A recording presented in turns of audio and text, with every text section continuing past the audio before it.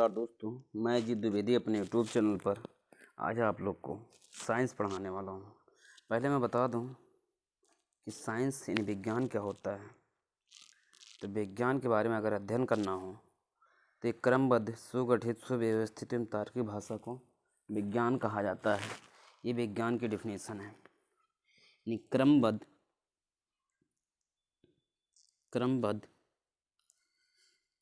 सुसंगठित, सुव्यवस्थित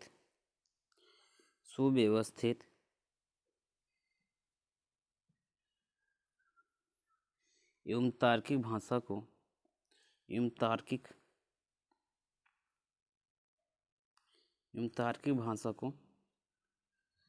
विज्ञान कहा जाता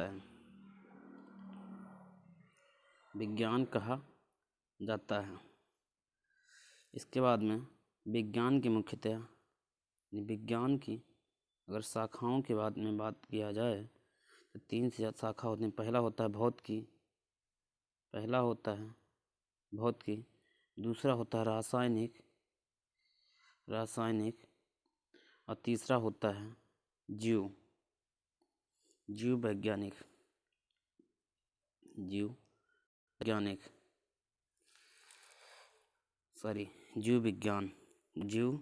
विज्ञान। अब इन तीनों का अध्ययन हम लोग बारी बारी से करेंगे। तो पहले हम लोग स्टार्ट करते हैं भौतिकी यानी भौतिक विज्ञान पहले हम मेजरमेंट से स्टार्ट करेंगे। इसमें 7 राशियाँ भौतिक मूल राशियाँ होती हैं और 2 व्युत्पन्न यानी एक कोट पूरक होता है, 2 इनकी व्युत्पन्न राशियाँ होती हैं। और उसमें हमको पहले देखना है सदिश राशियाँ और अदिश राशियाँ। सॉरी दोस्तों, तो सदिश राशियाँ जो होती हैं, सदिश राशियों को रिप्रेजेंट करने के लिए क्या क्या ज़रूरत होती है।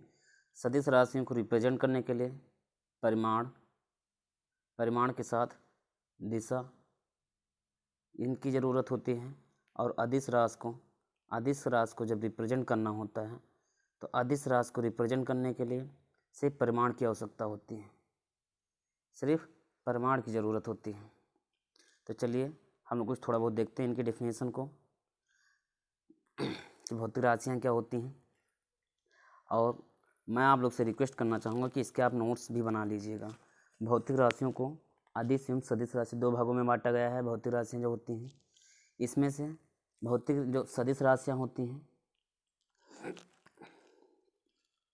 ये अदिश राशियाँ जो होती हैं, ऐसी राशियाँ जिनको परिमाण की आवश्यकता होती है।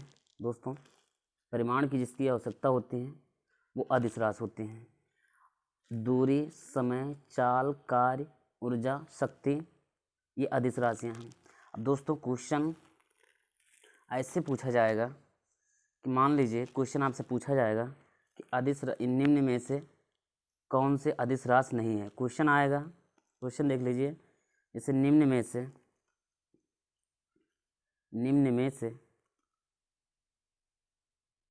कौन सी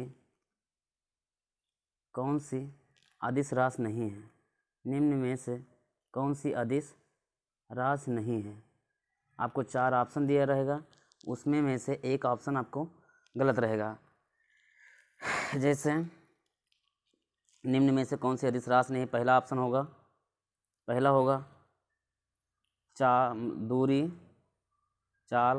दूरी, दूसरा होगा दूरी, तीसरा होगा लंबाई, 1 मिनट, चाल, दूरी, समय भी रहेगा और बल। लेट हो गया, पहला रहेगा चाल, फिर दूरी, समय भी हो सकता है, तीसरा रहेगा, चौथा रहेगा बल। इसमें से कौन सा अदिश राशि नहीं है, कौन सी अदिश राशि नहीं है, तो बल आपकी अदिश राशि नहीं है। इस तरह से क्वेश्चन आपको पूछा जाएगा, इसलिए आप लोग इसको बहुत अच्छे से नोट करने की कोशिश करना। मेन आप ऐसे हेडिंग डाल लीजिए अदिश राशि। अब अदिश राशि में क्या इंपॉर्टेंट है, दूरी, समय, चाल, कार्य, ऊर्जा, शक्ति, ये अदिश राशि हैं। और यही पूछी जाएगी, डेफिनेशन नहीं पूछी जाएगी सुपर टेट वालों के लिए। फिर आप डाल लीजिए हेडिंग सदिश राशियाँ। सदिश राशि में क्या क्या ज़रूरत है? ऐसी राशियाँ जिसको परिमाण के साथ साथ क्या ज़रूरत होती है? दिशा की। परिमाण के साथ साथ दिशा की भी ज़रूरत होती है, उन्हें सदिश राशियाँ कहा जाता है। और इसमें विस्थापन, वेग, त्वरण, बल, संवेग, बलाघूर्ण इत्यादि ये राशियों को इसे डायरेक्ट हेडिंग डाल लीजिए आप लोग। सदिश राशि, अदिश राशि में दूरी, समय, चाल, कार्य, ऊर्जा, शक्ति, ये नोट कर लीजिए। सदिश राशि में विस्थापन, वेग, त्वरण, बल, संवेग, इसको नोट कर लीजिए। लेकिन कुछ एक्सेप्शन होते हैं जिसमें वेक्टर्स का लॉ जो होता है, यानी लॉ ऑफ वेक्टर, वो फॉलो नहीं होता। वो किस में होता है? जैसे धारा है, यानी विद्युत धारा, ताप, दाब, परिमाण या दिशा दोनों होने के बावजूद अदिश राशि होती हैं। तो ये मोस्ट इंपॉर्टेंट है। यहाँ से क्वेश्चन अराइज करवाएगा कि इसमें परिमाण भी होता है, धारा भी होता है, यानी विद्युत धारा, ताप, दाब, ये 3 वर्ड जरूर याद रखना। ये तीनों में परिमाण भी होता है, परिमाण होने के बाद दिशा भी होता है। जबकि डेफिनेशन सदिश की क्या कहते हैं कि परिमाण के साथ साथ दिशा होना जरूरी है, वो सदिश राशि कहलाएगी। लेकिन विद्युत धारा, ताप और दाब, विद्युत धारा, ताप, दाब, ये ताप और दाब, ये तीनों लेटर ऐसे हैं, शब्द ऐसे हैं जो परिमाण के साथ साथ दिशा भी होती है, लेकिन तब भी ये अदिश राशि है। तो समझ लीजिए यह क्वेश्चन में श्योर है कि आएगा, यही आएगा। अगर इस मेजरमेंट से आएगा तो यही चीज़ आएगा। इसके बाद में अगर देखा जाए तो किसी पिंड द्वारा चली गई कुल लंबाई की दूरी को डिस्टेंस कहा जाता है। इसका मात्रक मीटर होता है। दोस्तों, अगर मैं आपको बता दे रहा हूँ कि लंबाई यानी दूरी जो होते हैं और विस्थापन, ये दो आपके इम्पोर्टेंट हैं। जैसे अगर मान लीजिए कोई मैंने लाइन खींची है और मैं कहाँ से भी ऐसे घूम घूम के यहाँ तक आऊँ, जहाँ से भी मुझे आना हो, अगर मैं यहाँ तक आ रहा हूँ, ये अगर कोई पॉइंट ए है और ये कोई पॉइंट बी है, मैं थोड़ा और साफ से बना दे रहा हूँ। अगर मान लीजिए कोई पॉइंट ये है और दूसरी पॉइंट कोई बी है, पहली पॉइंट कोई ए है और दूसरी पॉइंट कोई बी है। अगर मैं यहाँ से एक दूरी चलना शुरू करूँ और घूमते फिरते ऐसे मैं कहीं भी जाता रहूँ, फिर वापस होने के बाद में जब मैं इस पॉइंट पे आऊँगा तो ये जितनी भी दूरी चली गई है, कोई भी दूरी ले लो, इस दूरी को जब ये पूरा मेजरमेंट किया जाएगा तो वो दूरी कहलाएगी। लेकिन अगर जब इनके विस्थापन देखा जाएगा तो ए और बी के बीच की जो दूरी होगी वो विस्थापन कहलाती है, और बी के बीच की जो न्यूनतम दूरी होती है वो विस्थापन कहलाती है, और जो अधिकतम दूरी होती है वो दूरी कहलाती है। मैं आपको बता दूं कि जो विस्थापन होगा, विस्थापन कभी ऋणात्मक नहीं हो सकता है, दूरी ऋणात्मक हो सकती है। चलिए अब कुछ चीज़ें यहाँ से हम लोग देखते हैं और आपकी जो इम्पोर्टेंट की हैं।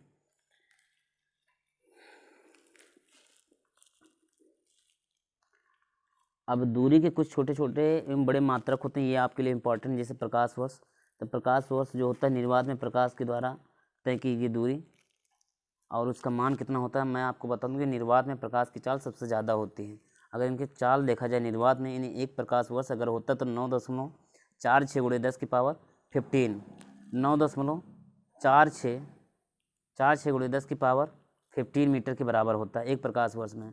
अगर दूरी में देखा जाए तो खगोलीय इकाई भी होती हैं, इनकी मापक होते हैं खगोलीय इकाई। ये सूर्य से पृथ्वी के बीच की दूरी, औसत दूरी, इसका मान अगर देखा जाए तो 1.496 × 10⁻11 मीटर के बराबर होता है। प्रकाश दूरी कितना होता है? प्रकाश दूरी आपको पता है कि 9.46 × 10⁻15 मीटर्स। खगोलीय दूरी 1.46, खगोलीय दूरी कितना होता है? 1.49 × 10⁻11 मीटर्स होते हैं, के बराबर होते हैं। एक पारसेक होता है, पारसेक दूरी जो होता है इसको भी आप लोग देख लीजिए। पारसेक दूरी जो होता है ये पारलेक्टिक सेकंड को साक्षात्कार में रिप्रेजेंट किया जाता है। इसका मान जो देखा जाए वो 3.26 प्रकाश वर्ष के बराबर होता है। 3.26 प्रकाश वर्ष के बराबर होता है। आप इसको नोट कर सकते हैं, ये मोस्ट इंपॉर्टेंट है, हर बार ये क्वेश्चन में पूछा जाता है। एक पारसेक बराबर 3.08 × 10⁻16 मीटर होता है, ये आप नोट कर लेना। मोस्ट इम्पॉर्टेंट है, आपके कंपटीशन में पूछा जाता है। फर्मी मीटर, अगर फर्मी मीटर के बारे में चर्चा की जाए तो ये परमाणु नाभिक को नापने के लिए इकाई होते हैं। औसत व्यास इसका 1 फर्मी मीटर कहते हैं। इसका मान होता है 10 the power of -15, 10 the power of -15 metre के बराबर होता है। इसको फर्मी मीटर कहते हैं। फ़ैदम अगर देखा जाए तो 1 फ़ैदम 6 फीट या 1.82 मीटर के बराबर होता है। 1 फ़ैदम जो होगा ये 6 फीट के लगभग बराबर होता है। मैं आपको बता दूं कि 1 फीट बराबर 12 इंच होता है, 12 इंच का होता है। और 1 इंच बराबर होता है 2.514 सेंटीमीटर होता है, लेकिन हम लोग इसको 2.5 सेंटीमीटर मानते हैं। तो 1 फीट में लगभग 30 सेंटीमीटर होगा लगभग। मैं नियर अबाउट बता रहा हूँ, जबकि ये 32 दशमलव कुछ समथिंग करके होगा, लेकिन मैं 1 फीट बराबर 12 इंच होगा, या तो फिर 12 इंच के बाद में ये होगा 30 सेंटीमीटर नियर अबाउट, यानी लगभग में होगा। तो 1 फ़ैदम 6 फीट का होता है। इसका मतलब ये 6 × 18 180 सेंटीमीटर का होगा। और जो पॉइंट करके समथिंग होता है, तो ये 1.828 मीटर होगा 1 फ़ैदम बराबर। तो ये चीज़ आप याद रखना, क्वेश्चन में पूछा जाएगा।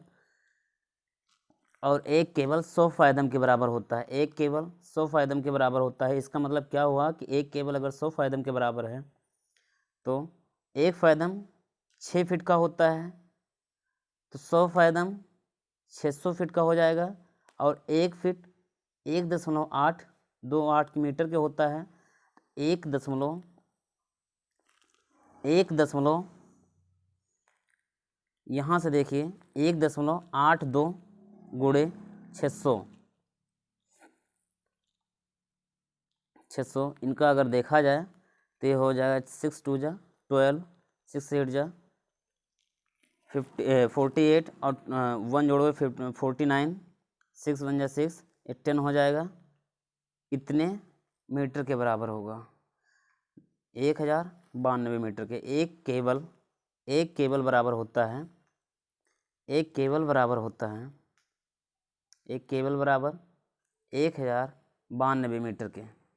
तो ये आप क्वेश्चन याद रखना, पेपर में सेव रह के पूछा जाएगा। फिर इसके बाद समुद्री मील, ये भी आपके मात्रक में आते हैं समुद्री मील में। तो समुद्री मील जो होते हैं, समुद्री मील में दूरी मापने के लिए इनके एक समुद्री मील बराबर होता है 1852 मीटर के बराबर होता है। 1852 मीटर के बराबर होता है।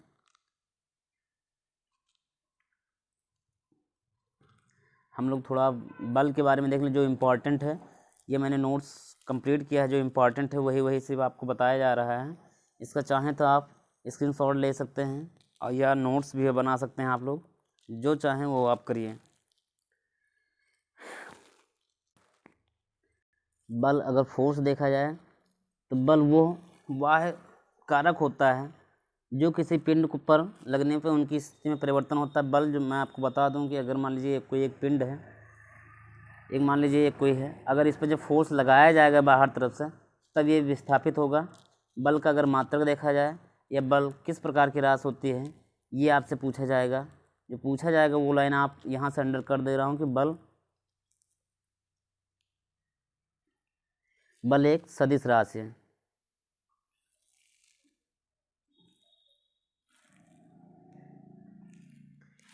बल एक सदिश राशि है तथा इसका एसआई मात्रक न्यूटन होता है। ये आपके लिए इम्पोर्टेंट है। बल एक सदिश राशि, इसको माइंड में रखना। इसका एसआई मात्रक न्यूटन होता है।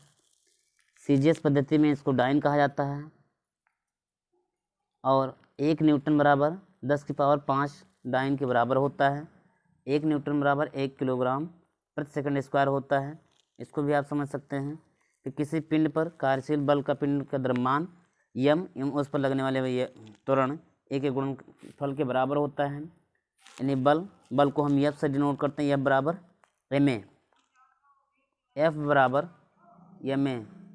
ये एक फार्मूला होता है, एफ बराबर एम ए। यानी द्रव्यमान और उसमें लगने वाले त्वरण के गुणनफल के बराबर होता है। किसी पिंड पर कार्यशील बल का मान पिंड के द्रव्यमान और उसमें उत्पन्न त्वरण, पिंड का मान और उसमें उत्पन्न त्वरण, पिंड का मान यानी द्रव्यमान जो होगा वो यम होगा और उसमें उत्पन्न त्वरण ये होगा। तो यफ बराबर जो होगा वो यम इंटू ये होगा, यम इंटू ये होगा। यहाँ से इसको आप समझ सकते हैं। नेक्स्ट स्टेप पे अगर देखा जाए वही चीज़ जहाँ आपको मिल रहा है कि बल एफ बराबर द्रव्यमान गुणे त्वरण होता है। 1 न्यूटन वो बल है जो 1 किलोग्राम द्रव्यमान के पिंड के 1 मीटर प्रति सेकंड स्क्वायर के बराबर त्वरण उत्पन्न करता है। प्रकृति में मूलतः 4 प्रकार के बल पाए जाते हैं। वो चारों प्रकार के बल आप देख लीजिए, ये आपके लिए इम्पॉर्टेंट है। इन आपको क्वेश्चन कैसे पूछा जाएगा, क्वेश्चन पूछा जाएगा कि बल कितने प्रकार के होते हैं। आपको ये 4 ऑप्शन में से एक ऑप्शन कोई दूसरा रहेगा। तो पहला है गुरुत्वाकर्षण बल, ग्रेविटेशनल फोर्स। दूसरा है विद्युत चुंबकीय बल यानी इलेक्ट्रोमैग्नेटिक फोर्स।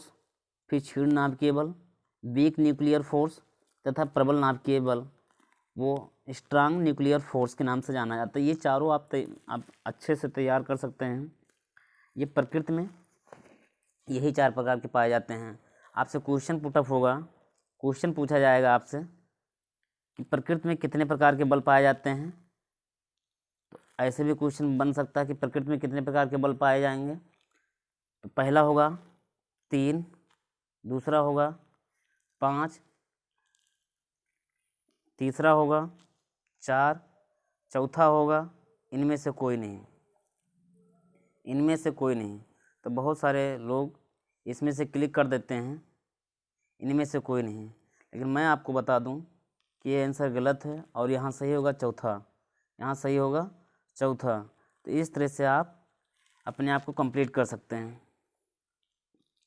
ये चारों नाम आप याद कर लीजिए।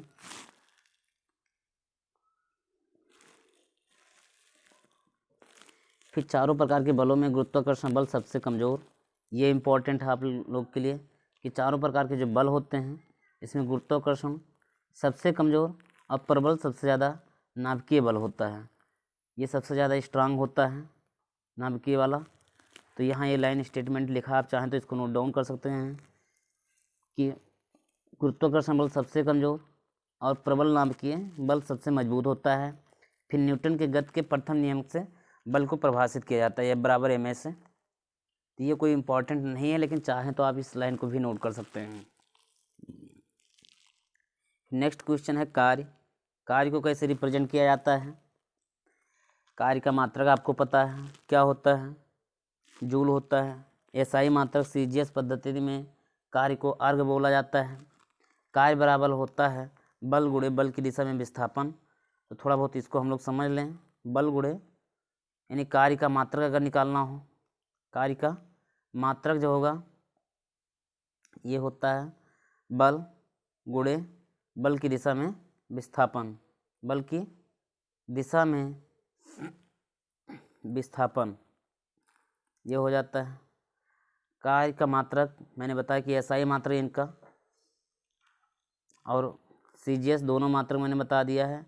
SI मात्रक में जूल होता है, CGS मात्रक में अर्घ होता है। और 1 जूल का मान 1 जूल बराबर 1 जूल बराबर 10⁻⁷ अर्घ के बराबर होता है। और ये दोनों चीज़ें आप अच्छे से तैयार रखना कि 1 जूल बराबर 10⁻⁷ अर्घ। और दूसरा एक क्वेश्चन कि 1 न्यूटन बराबर 10⁻5 अर्घ। ये दोनों क्वेश्चन पूछे जाते हैं, तो ये दोनों अच्छे से तैयार रखना। इसके बाद में अगर देखा जाए कि W बराबर बल गुणे बल की दिशा में विस्थापन, ये फार्मूला ही होता है। यदि किसी पिंड पर बल F लगने से उस पर विस्थापन D हो पैदा होता है तो कार्य यानी W बराबर बल गुणे बल की दिशा में विस्थापन होता है। यदि 1 न्यूटन का बल किसी पिंड की बल की दिशा में 1 मीटर विस्थापित करता है तो 1 जूल बराबर क्या होगा, 1 जूल बराबर 1 न्यूटन गुणे 1 मीटर होगा। यदि किसी पिंड पर लगाए गए बल एफ एवं विस्थापन डी के बीच का अगर कोण देखा जाए तो cos थीटा होता है, यानी W बराबर क्या होता है, एफ डी कॉस थीटा। तो आप इस फार्मूले को भी याद रखना, यहाँ से आप सारी चीज़ों को आसानी से निकाल सकते हैं। जहाँ पर अब अगर cos थीटा को 0 अंश रखा जाएगा तो W बराबर एफ डी होगा। अगर cos थीटा 90 यानी परपेंडिकुलर अगर डाला जाएगा तो W बराबर 0 होगा। इसका मतलब ये हुआ कि अगर कोई व्यक्ति अपने सर पर कोई बोझा रखे हुए है तो समझ लीजिए उसका कार्य 0 हो रहा है, वो कार्य कुछ नहीं कर रहा है। अपने सर पर अगर वो बोझा रखे हुए हैं, वो कितनी भी दूरी क्यों ना तय करें, लेकिन उनका अगर कार्य देखा जाएगा W बराबर 0 होगा, क्योंकि cos थीटा का मान 0 होता है। cos 90 अंश का मान ये 0 होता है। जब कोई सीधी परपेंडिकुलर किसी ऊपर पड़ेगा भार तो वो 0 माना जाएगा। ये आप नीचे स्टेटमेंट देख भी सकते हैं कि यदि थीटा बराबर 0 तो cos 0 का मान 1 होगा। इस स्थिति में कार्य का मान महत्तम होगा, सबसे ज़्यादा कार्य होगा। यदि थीटा का मान 90 है तो cos 90 का मान 0 होता है, अतः उस टाइम कार्य 0 माना जाएगा। किसी कुली के बोझ को उठाकर खड़ा रहने या समतल में गति करने से ग्रहों एवं उपग्रहों के चक्कर लगाने इत्यादि में कार्य का मान 0 होता है। ये लाइन आप याद रखना, यहाँ से क्वेश्चन में पूछे जाते हैं। किसी कुली के बोझ को उठाकर खड़ा रहने, समतल में गति करने एवं उपग्रहों के चक्कर लगाने से उसके मान कितना होगा, तो 0 होता है। ये स्टेटमेंट ही पूछ लिया जाता है, इसलिए आप इसको बहुत अच्छे से तैयार रखना। फिर इसके बाद में ऊर्जा के बारे में अगर देखा जाए तो किसी पिंड के कार्य करने की क्षमता को ऊर्जा कहते हैं। ऊर्जा की तरह ये भी एक अदिश राशि है, तो इसका मात्रक भी जूल होता है।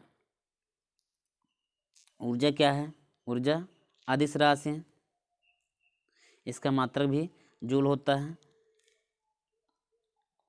विद्युत ऊर्जा, रासायनिक ऊर्जा, गुरुत्व ऊर्जा, यांत्रिक ऊर्जा, ये कुछ ऊर्जा के अपर रूप हैं। फिर यहाँ से अगर देखा जाए तो नेक्स्ट स्टेप पे हम लोग जब चलेंगे, यांत्रिक ऊर्जा को स्थितिज ऊर्जा तथा गतिज ऊर्जा में विभाजित किया जा सकता है।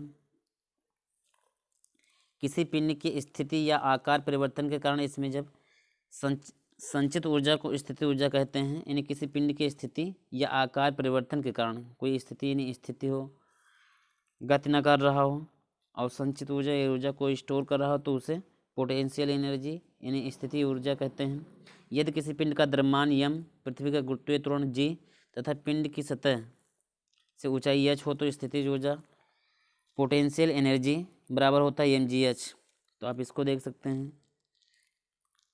चाबी वाली घड़ियों की स्प्रिंग में संचित ऊर्जा, तनी हुई धनुष की डोरी में निहित ऊर्जा, किसी दबे हुए गेंद में निहित ऊर्जा, किसी ऊंचाई पर अवस्थित पिंड में निहित ऊर्जा इत्यादि स्थितिज ऊर्जा होती है। ये हर एक वर्ड को आप याद रखना, ये सारे क्वेश्चन पूछे जाते हैं कि देखो चाबी वाली घड़ियों में की स्थिति इन स्प्रिंग में संचित ऊर्जा। क्वेश्चन इस तरह से पूछा जाएगा कि चाबी वाली घड़ियों की स्प्रिंग में संचित ऊर्जा किस प्रकार की ऊर्जा होती है, तो स्थितिज ऊर्जा होगा। तनी हुई धनुष की डोरी में किस प्रकार की ऊर्जा होती है, स्थितिज ऊर्जा होगा।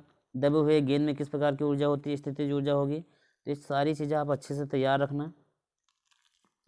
किसी पिंड में गति के कारण उसमें निहित ऊर्जा को गतिज ऊर्जा कहते हैं। अगर गतिज ऊर्जा मतलब काइनेटिक एनर्जी होती है, ये ½ mv² के बराबर होता है। ये यानी काइनेटिक एनर्जी बराबर ½ mv² का होता है। काइनेटिक एनर्जी ये ½ mv² का होता है। इसका मतलब क्या हुआ कि किसी पिंड में ये गति के कारण उसमें निहित ऊर्जा को काइनेटिक एनर्जी कहते हैं। यदि किसी पिंड का द्रव्यमान m तथा अगर उसका वेग v हो तो काइनेटिक एनर्जी बराबर ½ mv² होता है। गतिशील वाहन फेंका गया भाला, ये एग्जाम्पल है, आप अच्छे से तैयार कर लेना। गतिशील वाहन फेंका गया भाला या तीर, चलाई गई गोली इत्यादि में गतिज ऊर्जा होती है। यदि कोई पिंड ऊपर से नीचे गिराया जा रहा हो तो उसकी स्थितिज ऊर्जा गतिज ऊर्जा में परिवर्तित होती है। आधी ऊंचाई पर पहुंचने पर उसमें आधी स्थितिज ऊर्जा एवं आधी गतिज ऊर्जा होती है। जब पिंड पृथ्वी को लगभग छूने की स्थिति में हो तो उसमें गतिज ऊर्जा महत्तम तथा स्थितिज ऊर्जा 0 होती है। अब ऊर्जा संरक्षण का नियम यानी law of conservation of energy जो है, ये लॉ ऑफ कंजर्वेशन एनर्जी होता है। इसमें ये बताया जाता है कि ऊर्जा को ना तो उत्पन्न किया जा सकता है और ना ही नष्ट किया जा सकता है। Energy not be created and not be destroy, ऊर्जा को ना तो उत्पन्न किया जा सकता है और ना ही नष्ट किया जा सकता है। इसको सिर्फ एक रूप से दूसरे रूप में परिवर्तित किया जा सकता है। ऊर्जा का रूपांतरण कैसे होता है उसके कुछ एग्जाम्पल हैं, आप देख लीजिए। और ये एग्जाम्पल मोस्ट इम्पॉर्टेंट है, ये हर बार आपके पेपर में आता ही आता है। विद्युत सेल जो होता है ये रासायनिक ऊर्जा में विद्युत ऊर्जा बदलता है। विद्युत मोटर जो है ये विद्युत ऊर्जा से यांत्रिक ऊर्जा में बदलता है। जनरेटर यांत्रिक ऊर्जा से विद्युत ऊर्जा में बदलता है। बल्ब या हीटर जो होता है ये विद्युत ऊर्जा से प्रकाश व ऊष्मा ऊर्जा में बदलता है। विद्युत घंटी विद्युत ऊर्जा से ध्वनि ऊर्जा में बदलता है। फिर माइक्रोफोन जो है ध्वनि ऊर्जा से विद्युत ऊर्जा में बदलता है। सौर सेल जो होता है, ये सौर सेल जो है ये प्रकाश ऊर्जा से विद्युत ऊर्जा में बदलता है। ताप विद्युत घर ये भी अपने जो है ये परमाणु ऊर्जा से विद्युत ऊर्जा में विस्तार करता रहता है। यांत्रिक ऊर्जा से ध्वनि ऊर्जा में बदला जाता है। तो ये सारी चीज़ें आप चाहें तो एक बार स्क्रीनशॉट ले लीजिए, क्योंकि ये हर बार पेपर में पूछा जाता है, इसलिए आप इसका स्क्रीनशॉट ले लीजिए और नोट्स अच्छे से आप बना सकते हैं। इसके बाद में अगर देखा जाए तो फिर शक्ति यानी पावर क्या होती है? कार्य करने की दर को शक्ति कहते हैं। इसका मात्रक जूल प्रति सेकंड होता है। हर बार मात्रक आता है, इसलिए मात्रक आप लोग अच्छे से तैयार रखना है। यानी कार्य करने की दर को शक्ति कहते हैं, ये इम्पॉर्टेंट है। इसका सबसे ज़्यादा मोस्ट इम्पॉर्टेंट है कि इसका मात्रक जो होता है जूल प्रति सेकंड होता है और इसको वाट से डिनोट किया जाता है। ये चीज़ आपके लिए इम्पॉर्टेंट है। एक अश्व शक्ति यानी 1 हॉर्स पावर बराबर 746 वाट का होता है, ये मोस्ट इम्पॉर्टेंट है। यानी 1 अश्व शक्ति 1 हॉर्स पावर बराबर 746 वाट के बराबर होता है। तो इसको आप अच्छे से तैयार कर लेना। फिर इसके बाद में अगर देखा जाए, आपको दिया भी है कि यदि किसी पिंड के द्वारा T समय और W कार्य किया जाता है तो उसकी शक्ति P बराबर होता है कार्य और समय गुणनफल के बराबर होता है। कार्य और समय के गुणनफल के बराबर होता है। यानी EWS 1 वाट सेकंड जो होगा, इसको कैसे रिप्रेजेंट किया जाता है? 1 वाट इंटू 1 सेकंड बराबर 1 जूल के होता है। 1 वाट R बराबर होता है 1 वाट गुणे 3600 सेकेंड। तो ये चीज़ आप समझ सकते हैं। दाब क्या होता है? दाब यानी प्रेशर प्रति एकांक क्षेत्रफल पर लगने वाले बल को दाब कहता है। इसका मात्रक न्यूटन प्रति मीटर स्क्वायर होता है या पास्कल। ये सारा मोस्ट इम्पॉर्टेंट है, इसको आप तैयार कर लेना। यानी न्यूटन दाब का मात्रक क्या होता है? न्यूटन प्रति मीटर स्क्वायर या पास्कल होता है। और ये एक अदिश राशि है, मैं आपको बहुत जल्द सदिश और अदिश में कितनी कितनी राशियाँ होती हैं अभी मैंने बताया भी है, लेकिन मैं आपको एक शॉर्ट वीडियो में दूंगा, आप वहाँ से भी उसको नोट कर सकते हैं। यदि किसी पिंड का क्षेत्रफल ये तथा बल F आरोपित किया जाए तो उसमें लगने वाला दाब जो होगा P वो बल गुणे यानी बल बटे क्षेत्रफल होगा। P बराबर F/A। इसको आप कंप्लीट कर सकते हैं। क्षेत्रफल के कम होने से दाब का मान बढ़ जाता है। एक चीज़ याद रखना कि क्षेत्रफल के कम होने से दाब का मान बढ़ जाता है। अगर क्षेत्रफल अधिक है तो दाब का मान कम हो जाता है। इसका मतलब क्या हुआ कि दाब इन्वर्सली प्रोपोर्शनल टू एरिया, यानी pressure inversely proportional to area. तो ये चीज़ आप याद रखना, यहाँ से क्वेश्चन एराइज होगा।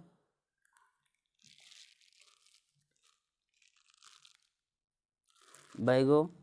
फिर इसके बाद पास्कल के अनुसार किसी द्रव्य में क्षैतिज, मोस्ट इम्पॉर्टेंट आपका ये है 3, ये आप पॉइंट नोट कर सकते हैं। एकाएक बैरोमीटर मौसम में पूर्वानुमान में सहायक होता है।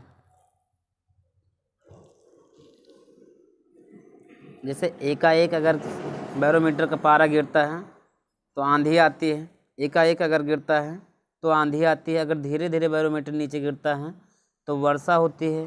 अगर धीरे धीरे बढ़ता है तो मौसम साफ़ होता है। ये चीज़ यहाँ तक आप लोग नोट कर सकते हैं। इसके आगे मैं फिर नेक्स्ट टाइम में बता दूंगा।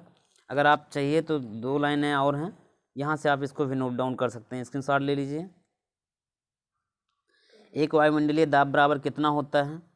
एक बार का मान 10⁵ पास्कल के बराबर होता है। और एक वायुमंडलीय दाब का मान जो होता है समुद्र तल पर 1.01 × 10⁵ न्यूटन मीटर इनवर्स के बराबर होता है। गलनांक का दाब कितना होता है ये आप चीज़ देख सकते हैं। और एक समान वृत्तीय गति यहाँ से हम लोग नेक्स्ट वीडियो में देखेंगे। आप इतना तब तक कंप्लीट कर सकते हैं। धन्यवाद। मेरे वीडियो को ज़्यादा से ज़्यादा लाइक कीजिए, शेयर कीजिए और सब्सक्राइब करवाइए। धन्यवाद।